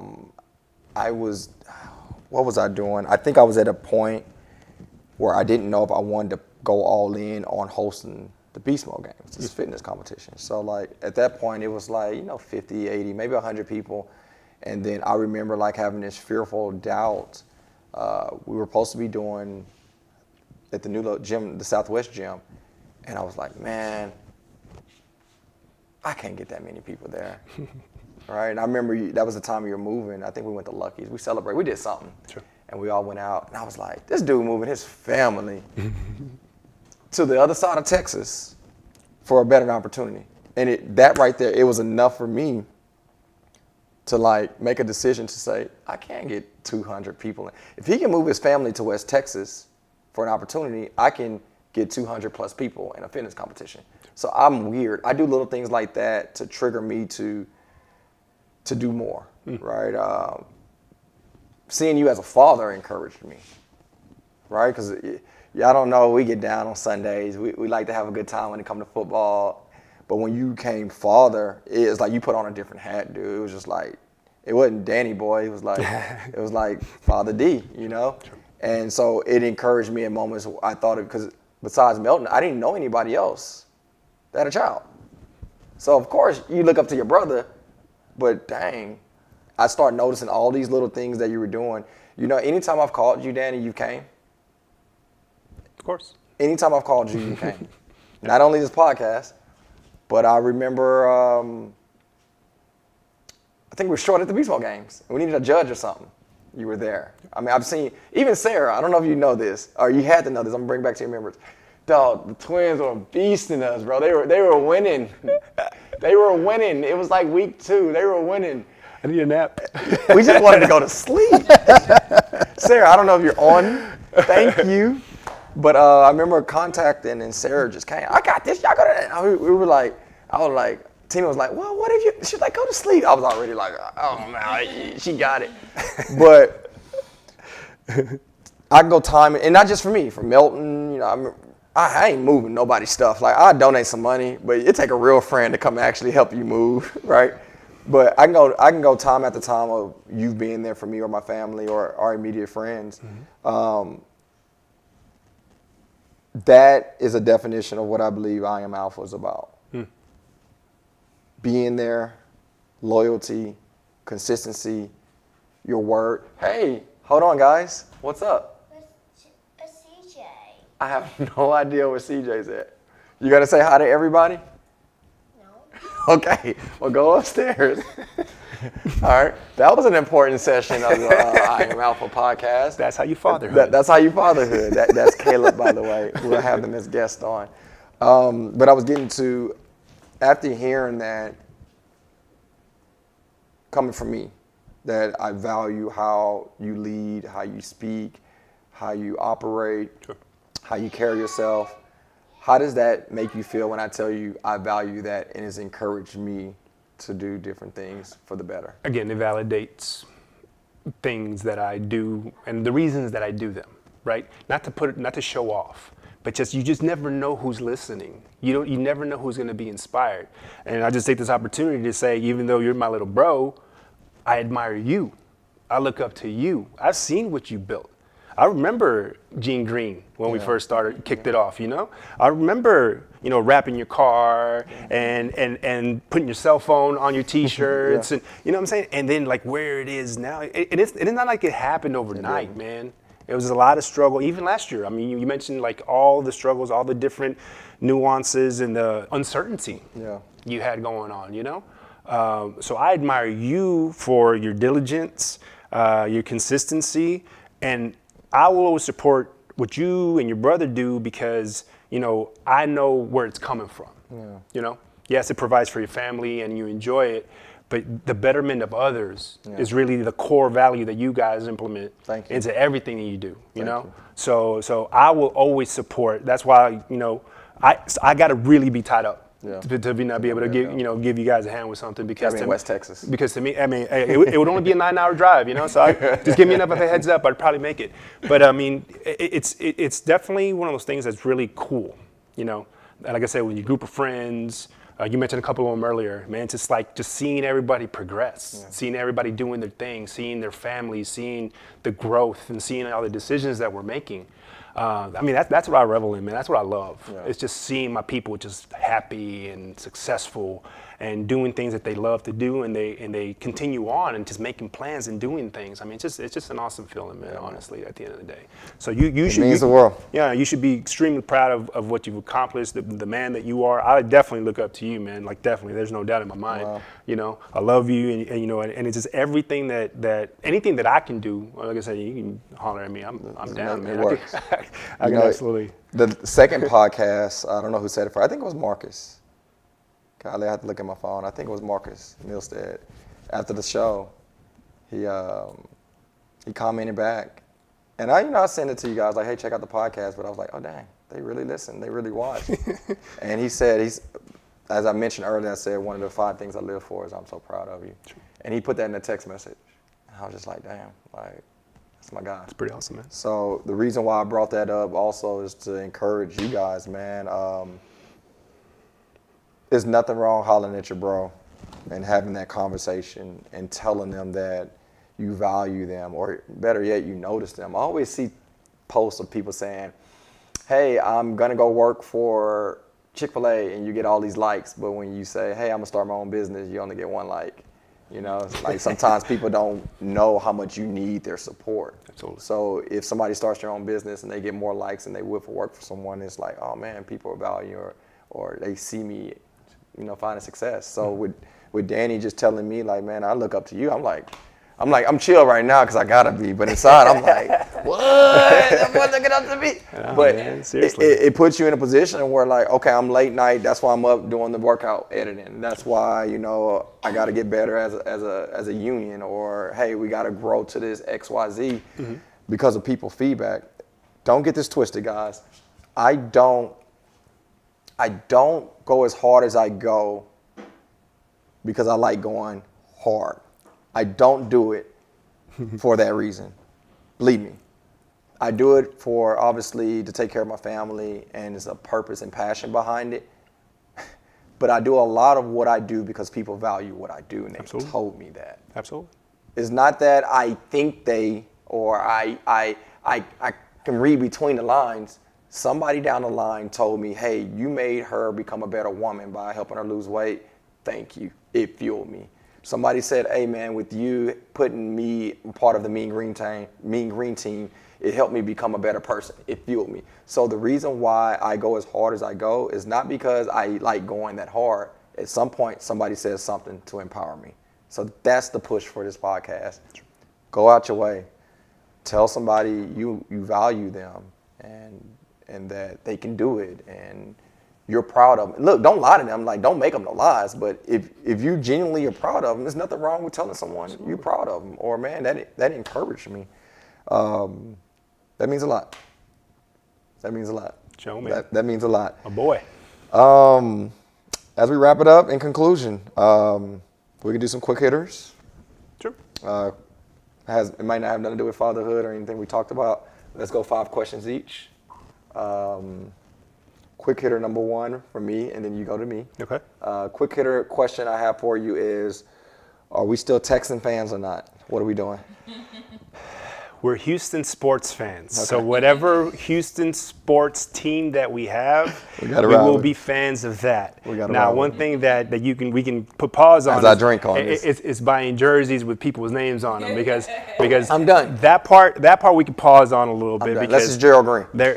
they ain't faithful no more, man. So like, you know, that part, you know, wear the Astros gear, the Texans gear, the Rockets gear, but the name of the bag's name of gonna the- chill for a little while, right? I'm with that. So yeah, I'm with that one, yeah, we're gonna definitely put a little pause on. I'm with that. What's your favorite pair of shoes that you wear? Ooh, I really like these new Pumas that Tina don't like. She said they're really ugly. I'll post it on my Instagram. Because she doesn't like them is what you like them? No, I just really like them. I really like them. They're comfortable.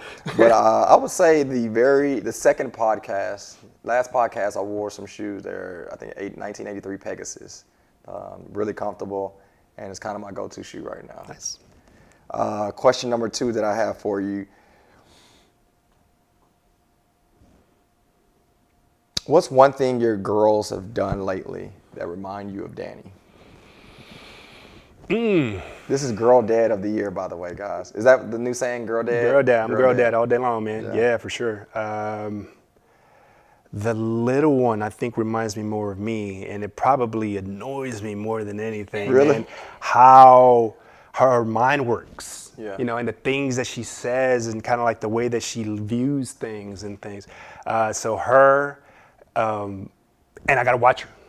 Because she's my, you know, like, you know, you gotta make sure she's not doing something she's not supposed to be doing. So yeah, that part there, and then like just with Celeste, my older daughter, she's just like how just genuinely she's just becoming her mom. And it's like right in front of me. She's such a sweet girl, man. And I remember when she was born. I want, you know, it's one of those things which is it's this weird, you know, dichotomy for me because I'm just like, man, I just want to love her and hug her because that's all she's about. But then I'm like, man, I need to protect you. I need to prepare you because when I put you out in that world, they're not gonna give a damn about you. Do another podcast about you know, that. so I need to prepare her. I need to get her armor going because when she's out there, I need to make sure that that she's ready for that. So. And again, same thing with me. When I was like a young, shy, quiet kid, I didn't know what I was going to be exposed to when I went to middle school. Yeah. And it was a shell shock, right? So I think those two things I probably see a little bit similarities. Well, no, have you ever seen, is it Den of Thieves? Oh, yeah. So Oh, so the scene in the garage? Whenever you're ready, I'm going to do some push-ups before I get there. Let's go. Let's go. For wherever that prom date is. Oh, my goodness. Bring all the boys in. Asia, too. We coming for you, little Asia. Bring all the boys in. But no, that's dope. That's dope. What you got? Man. And I'm random. I went from very friendly to man. personal. And you didn't give me a chance to really think about it either. Let's go back to sports. Specifically, you talked about the Texans. What about the Rockets? What are the Rockets going to do? I'm praying for. I'm still honestly. I'm trying to figure out. I've always struggled with like the numbers and luxury tax and all that stuff. So I was reading something on if we don't get the first 4 pick that we lose a pick or something. So I'm hoping some of the trades or whatever. Yeah. So I'm a little confused on that, but I'm hoping that we can get one of the top 4 picks and get a decent free agent and build on it. But ultimately, man, I'm a Rockets fan. I always will be. I just want to get back to having that passion behind watching the NBA. I didn't watch it this year, or obviously last year, and I'm hoping that my Rockets are competitive. But yeah, I guess that's my answer. I'm just hoping that they're competitive next year and they get a top 4 pick. Gotcha. That's all I got. Gotcha. Question number 3. Next year being 2021 football season, I've been trying to get the guys, our inner circle, together once a year to go watch an away game. Are we ready to do that, or do we need to wait to 2022? Let's ask the wives. You got a point. If they sign off, Okay. I think we need to we need to figure out our schedule and figure out which one we go to. Would you be okay if they gave us a yes? Are you okay getting on the Absolutely. airplane? Oh yeah, I'm ready. Okay. I'm ready. You know, just everything needs to be filtered through, you know, its proper channels. Yeah. So next podcast we have Danny on. It's gonna be I'm scoring what our wife says. Scoring all these points right now. You see what I'm doing, right? Thumbs up, sir. Let's see. That's All good. all right. Was that your question or No, mine? that was. Okay. I think that was yours. Okay, that was my third. Let's Okay. let's get a little more serious. Okay. I'm scared. Let me drink on that. We touched on it a little bit. So like, okay, what do you want your legacy to be? 50 years from now, 80 years from now, when you're gone, what do you want your legacy to be? Man, that's a eulogy, right? Somebody once told me you're writing it right now. You know, like everybody that I've came across, I just want them to say he empowered me. It don't have to be weight loss. It don't have to be spiritual guidance. It don't have to be, you know, I just want someone to say he empowered me to be better. With my immediate family, like my dad, my mother, I'm hoping that they are proud of me. With my siblings, I hope I was a tool to make them smile. My wife, I pray we create something that no one can break. With my kids, besides an inheritance of, you know, property or putting them in a position to succeed, I want them to feel the way I feel about my dad, my mom. Like, just, they're everything. I want to be around my dad. I try to go every Sunday. Like, I want them to want to be around me because they value me. That's legacy to me. Awesome. That's legacy to me. That's awesome. Ooh, I almost got a little. Did y'all feel that in the mic? Yeah, hold on. This is watered down now, but hold on. All right, good question. Question 4, man. I'm gonna go funny this one, and then I'm gonna end with a more of a serious one. Gotcha. Funny question. Will you ever release to our inner circle the videos? Oh my goodness. He's the guy that had, before the cell phones, he would walk with the camcorders. I know he have some of the best footage ever. To be determined, man. I'm just a little scared, honestly. Yeah. You know what's so funny? It's so funny that you mentioned this today because last night I was watching this documentary. The girl that played Punky Brewster. Yeah. So Soleil Moon Frye, I think her name was. She put out a documentary. And she was basically the historian for her group of friends, and they were a bunch of just like child actors. Yeah. And they were just going on and on. And she started talking about, you know, it was a lot of tragedy in her life, and like a lot of people like committing suicide and things like that. So man, there was like videos that nobody had ever seen from like this and this and this, and I was like, I'm up to something. but I'd be a little scared to like what exactly are going to be in these videos. So to be determined, let me try to figure out. There's no way that people are gonna consent that. Like if you ask our inner circle to sign off on you releasing, there's no way they're gonna. No, of course not. I mean, I had to be very. You ever seen? You had to see The Hangover. Of course. Hangover 1, I think, when they was like, okay, we're gonna watch At this the one end. time. It'll probably be something similar. And then burn it. Yeah, I mean, it would have to be something like that because it's just. I mean, dude, like, that was okay. Yeah. Next question. Next question. What you got? Let me see. My goodness, man. I feel like we already touched so many topics, man. There really wasn't anything left to do. Okay, for the rest of 2021, since we feel like we're making progress, we're getting to a better place than we were a year ago for sure. What do you see? What would you like to see? Like, of all the issues that we're having in the country, in the world, whatever, like, what's one thing, if you had like direct impact and direct ability to change or to modify, what's the one thing that you feel would impact the most number of people?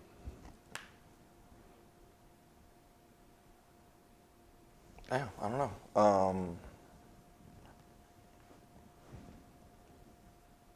It could be an act, it could be legislation, it could be an invention, it can be a tool. I mean, Man, there's so many things, as you're saying that,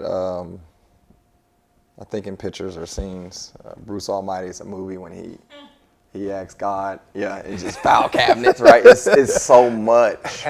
You know, I think to highlight a couple things that I'm passionate about, Danny, is the tension in America when it comes to political views, when it comes to race. That's a big passion of mine, to see that heal and improve.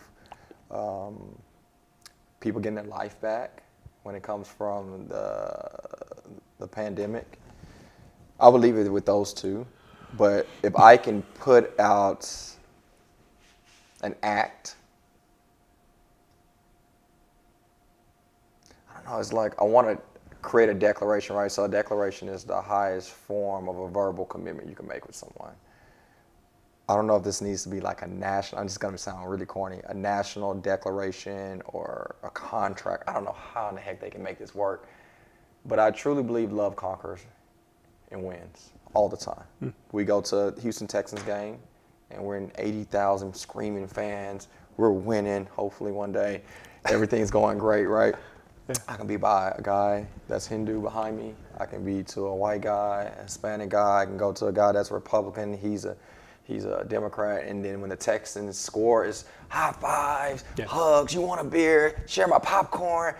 Nobody's worrying about nothing else. True. But their love for that team, the Texans, it conquers all. So that's my thing. If there could be like a verbal declaration of love, because true love to me, I was sharing this with somebody the other day, true love to me is actually grace and forgiveness.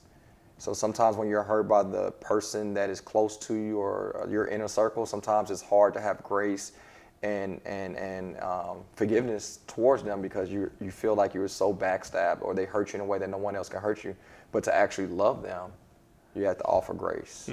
You have to offer forgiveness. In my faith, I believe that's the way that God made us, right? Because if he truly loves us, he has to show us grace. Because Chris ain't always the best, right? And he also, if he can forgive us and forget, then that's true love. So how can I be who I'm supposed to be in my belief? How can I be who I'm supposed to be as a father, a son, a husband, if I don't love in that order or in that accordance? So I would say, man, a declaration of love. I believe that'll help with the tension. I believe that'll help the country heal. I believe that'll help the country make better decisions for each other.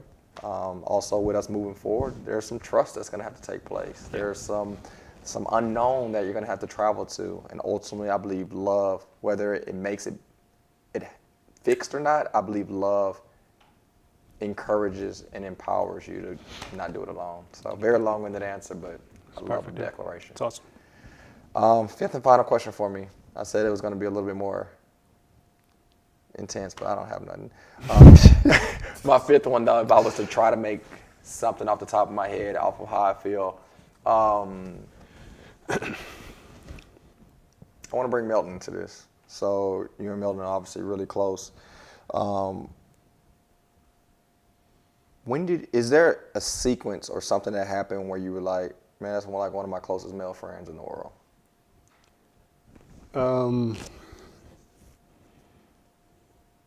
Yeah. I wonder if he's watching. He's on? What up? What up? Can I say his nickname? No, I can't say that. No. What up, Milton? Ironically, it didn't start off that well. It didn't start off that well. Back then, so we met at a restaurant, right?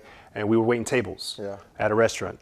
And part of, again, back to the perks, we got gift cards to like eat food. Well, my mom had never eaten at a place like Pappas Seafood. I mean, that was an uppity restaurant for us. We would never do that. So like, I just wanted to treat my mom, and I went in, and I mean, Milton and I had some pleasantries and stuff like that. So I actually asked for them to sit us at Milton. We weren't really friends back then.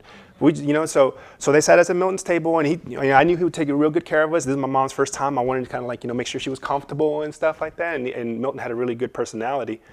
So everything, we ate, had a great time, closed out the check and everything, and we're on our way. The next time we worked together, he actually came up and apologized to me.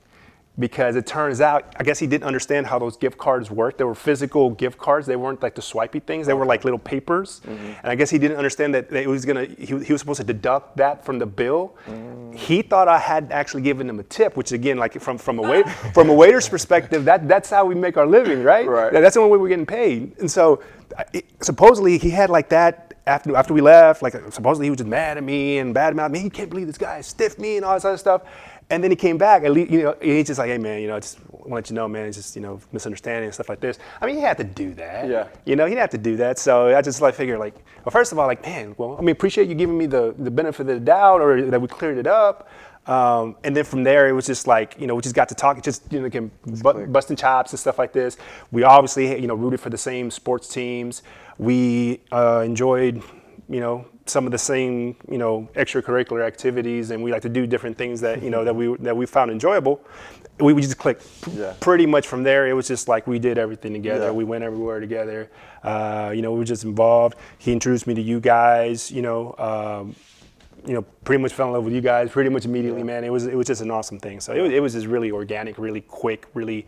But I won't forget that little scene caused there, man. Milton, it's funny because I love you, bro, when I say this. It's funny when you owe Milton money, he coming after you, bro, so quick. But you got to chase him 3 months to get your fantasy football dues. So. Oh, man. Yeah, we won't even go there, man. My goodness. Yeah, man, unbelievable, man.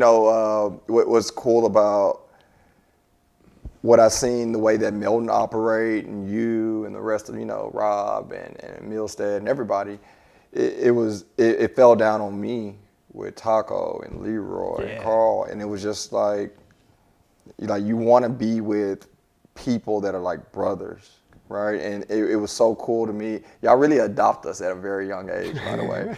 It was so cool so I think I met you in 9th, 10th grade. I think the first time I met you, it wasn't that Galena Park game.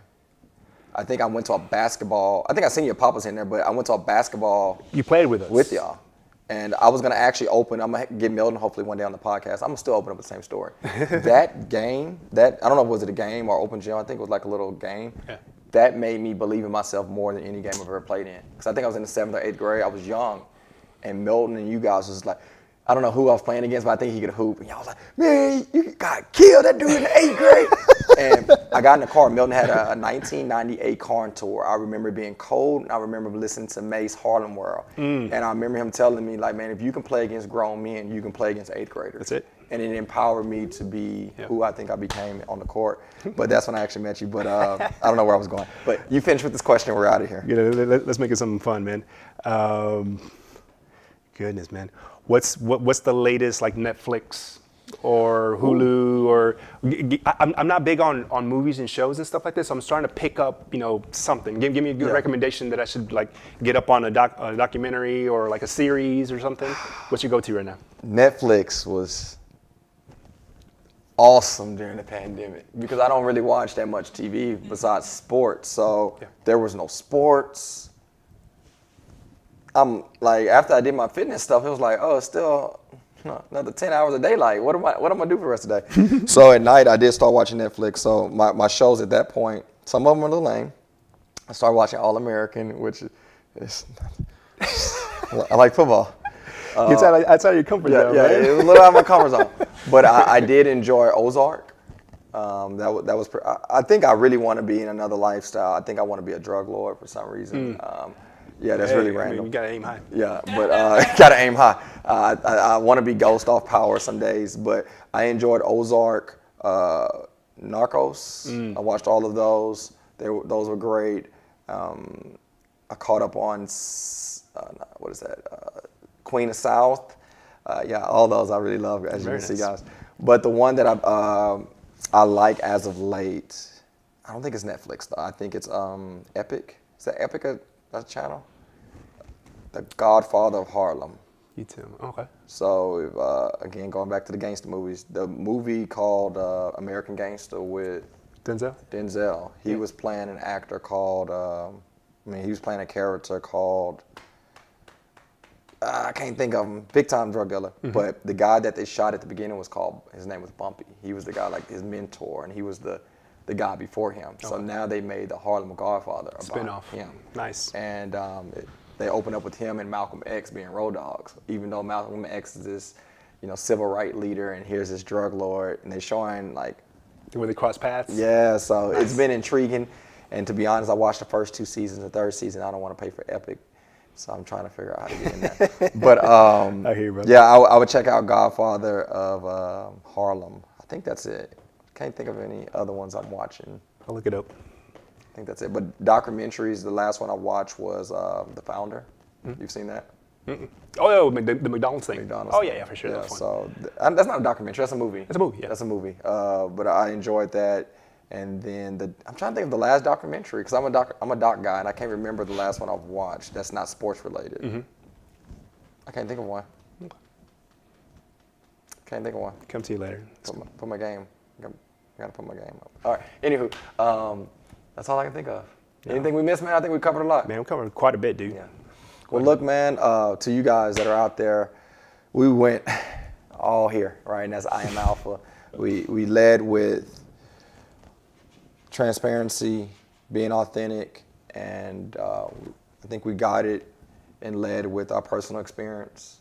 My takeaway, and I think at the end of this series of Did Your Father Raise You, I think I'm gonna just do a recap of everybody. But my takeaways were how you lead with a sense of excellence, and some of it came from a culture of a neighborhood raising you as a community, but also with your mother and father specifically.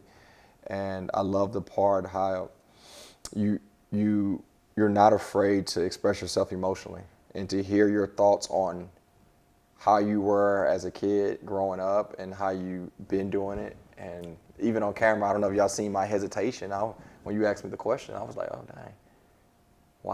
Why is that difficult for me? So I have a lot of nuggets that I walk away with. But, man, I hope you guys enjoyed today's show. Danny, I love you.